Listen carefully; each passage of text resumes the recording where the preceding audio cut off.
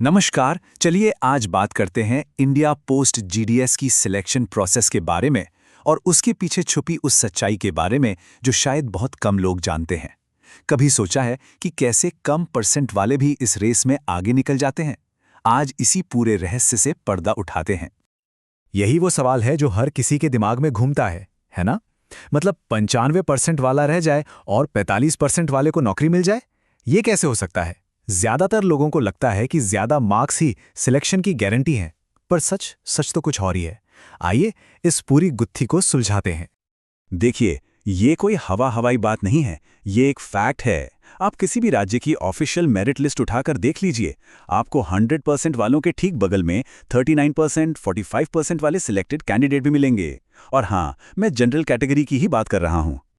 तो इसी को कहते हैं सिलेक्शन का पैराडॉक्स। ये एक विरोधाभास है। आखिर ये होता कैसे है? क्यों ज्यादा मार्क्स लाने वाले भी रेस से बाहर हो जाते हैं और कम मार्क्स वाले जीत जाते हैं?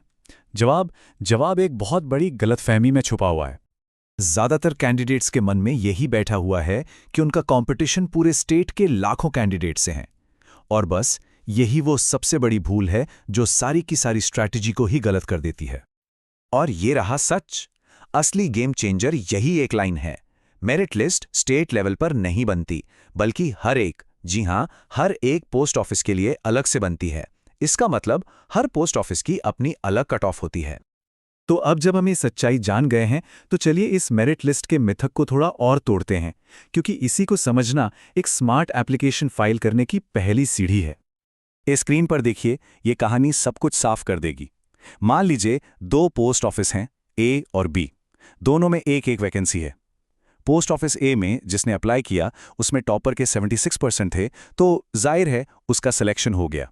लेकिन पोस्ट ऑफिस बी को देखिए, यहां 95% और 93% वाले भी रिजेक्ट हो गए। क्यों? क्योंकि उसी पोस्ट ऑफिस के लिए किसी 97% वाले ने अप्लाई कर दिया था।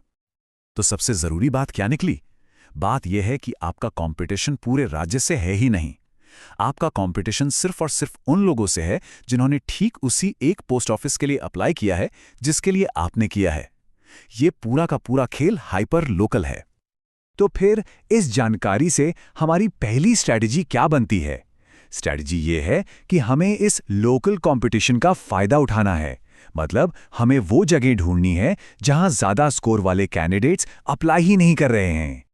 मतलब साफ है, अगर आप किसी ऐसी जगह अप्लाई करते हैं जहां आमतौर पर हाई परसेंटेज वाले लोग जाना पसंद नहीं करते, शायद कोई दूर का गांव हो, तो वहां आपके सिलेक्शन के चांस अपने आप बढ़ जाते हैं, भले ही आपके मार्क्स कम क्यों ना हो।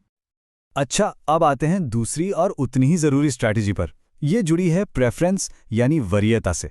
ये एक ऐसी कॉमन गलती है जो मैं दावे से कह सकता हूं ज्यादातर लोग करते हैं बिना सोचे समझे। जब आप फॉर्म भरते हैं तो ये 3 ऑप्शन मिलते हैं: बीपीएम यानी ब्रांच पोस्ट मास्टर, एबीपीएम यानी असिस्टेंट ब्रांच पोस्ट मास्टर और तीसरा जीडीएस यानी ग्रामीण डाक सेवक। अब ज्यादातर लोग यहीं पर एक गलती कर बैठते हैं। जरा इस चार्ट को देखिए, लगभग 80% लोग बिना कुछ सोचे समझे अपनी पहली प्रेफरेंस बीपीएम को दे देते हैं। बस इसी वजह से बीपीएम पोस्ट के लिए कंपटीशन और कट ऑफ आसमान छूने लगता है। लॉजिक बहुत सिंपल है। जब 99% लोग एक ही चीज के पीछे भागेंगे तो वहां रेस तो मुश्किल होगी ही, लेकिन जो 1% लोग हैं जो थोड़ा अलग सोचते हैं, उनके लिए रास्ता अपने आप आसान हो जाता है, क्योंकि सब बीपीएम के पीछे हैं। जीडीएस यानी ग्रामीण डाक सेवक पद की कट ऑफ अक्सर बहुत कम चली जाती है। तो इन दोनों स्ट्रैटेजी को अगर हम मिला दें तो बनता है एक स्मार्ट एक्शन प्लान। एक ऐसा प्लान जो आपके एप्लीकेशन को हजारों लोगों से आगे रख सकता है। तो बस ये 2 बातें याद रखनी हैं। पहला, लोकेशन। ऐसी लोकेशन चुनें जहां कंपटीशन कम हो। और दूसरा, प्रेफरेंस। भेड़चाल में ना चलें, अपनी प्रेफरेंस को भी स्मार्ट तरीके से चुनें। हो सकता है ग्रामीण डाक सेवक को पहली प्रेफरेंस देना आपके लिए गेम चेंजर साबित हो। तो अगली बार जब आप अप्लाई करें तो खुद से ये सवाल जरूर पूछना: क्या सक्सेस सिर्फ हाईएस्ट स्कोर से मिलती है या फिर एक स्मार्ट स्ट्रैटेजी से?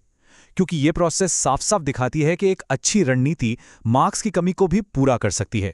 तो इस जानकारी का इस्तेमाल जरूर करें।